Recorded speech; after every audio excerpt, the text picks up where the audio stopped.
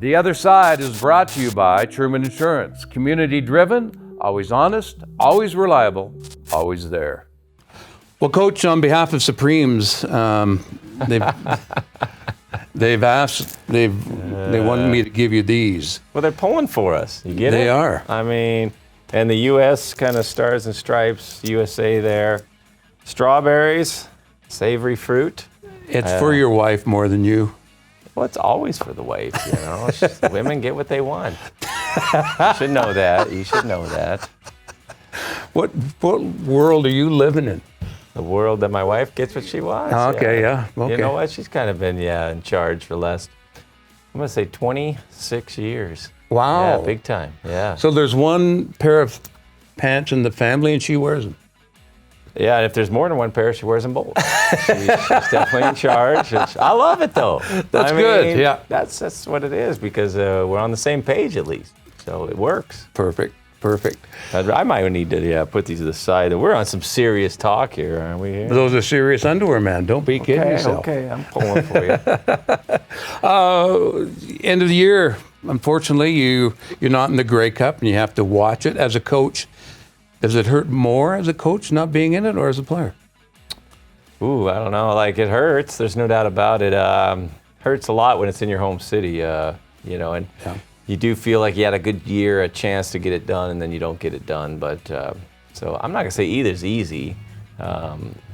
The hardest year for me was when we lost a couple years ago against Toronto. Yes. When I knew we had a bunch of guys that were very close to retiring, and I thought it was their last shot. We had a great team. We played really good, and we screwed it up with a couple plays and lost. That was I couldn't emotionally. That was my bottom of the barrel.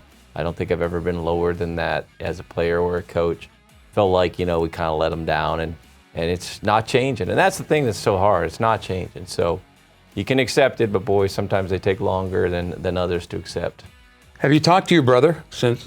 Yeah. Yeah, okay, let's hear that conversation. How did it go? Because you both had great years. Maybe, unfortunately, they lost to Winnipeg as well. Yeah, when you say the term great, honestly, it's hard to really put it into that. I think we both did a good job, and I think our teams did some great things. But it's really hard to really categorize something as great if you can't even make the game. Right, okay. Like, I mean, if you get to the Grey Cup game and you lose, at least a lot of times you feel like, okay, we put a lot in there, we're right there. But when you don't get to the game, I think ourselves and Sask will feel like it's a missed opportunity. But same thing. They had a lot of opportunities. They had a lot of plays. If they could have made a few plays here or there, I think they would have had a chance. I mean, just as simple as he ran that cool fake punt. They had it set up perfectly, and the one guy just doesn't turn around and block him, and you think, oh, well, they'll probably score anyway. It doesn't happen. A couple plays at the one, did have a little destiny on their side, getting that play on 3rd and 10, going through Winnipeg guys' hands, but. Winnipeg is a solid group, a group that believes, is physical, plays fast, and they definitely feel like they're as good as anybody, and right now they're playing as good as anybody. Who do you like in this matchup? Well, I think Hamilton's going to be a 7 or 8 point favorite easily. I really do. I think that's the way it's going to be. That doesn't mean they're going to win, but I think they've been the best team all year, including us. They're the best team in the league. They got the best talent.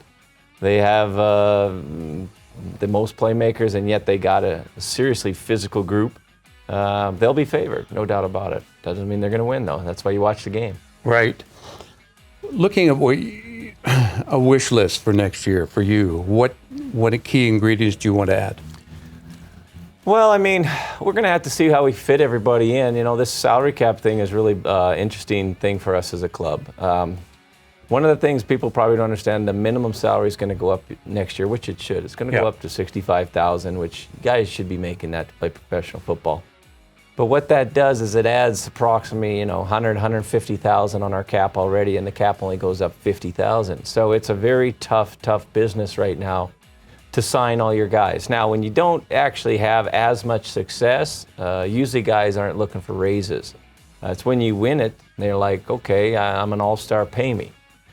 We have a lot of young players. We got some tough decisions. The toughest is going to be which of our injured players can we pay and bring back, and who's going to stay healthy. That's what's going to be the challenge, and to prioritize that. And I'm hoping our guys want to come back. I think we do treat them well, and I think we are a winning club. but ultimately sometimes dollars talk.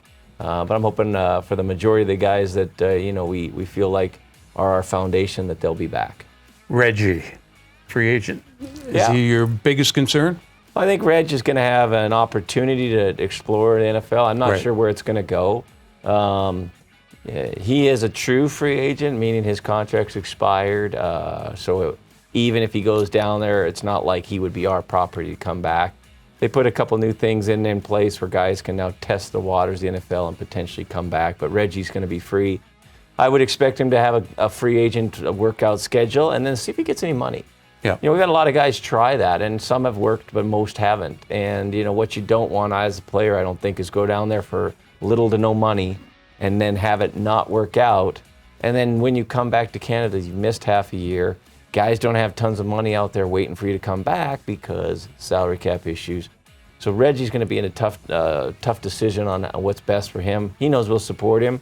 I'd like to think that if he did come back to Canada, he'd be wearing red and white and playing for the Stampeders, but we'll have to see.